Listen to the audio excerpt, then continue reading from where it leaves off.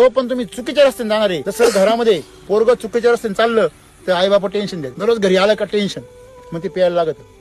पोरग पितं कधी, जेव्हा घरातले माणसं दररोज त्याला काय करतात, टॉर्चर करत राहते. पण त्याला हे कळत नाही का तू चुकीच्या मार्गाने चालला, चोऱ्या करतो, तू काम करत, घरामध्ये लक्ष देत नाही, लग्न केलंय, बायको लक्ष देत नाही, पोरं बी काय म्हाताऱ्याने सांभाळायचे, जन्माला घालायचं कळत, याला पोचत नाही कळत. आणि मग त्या परिस्थितीमध्ये घरातले माणसं टोचतात, चुकीचं काम करू नको, चुकीच्या लोकांबरोबर राहू नको.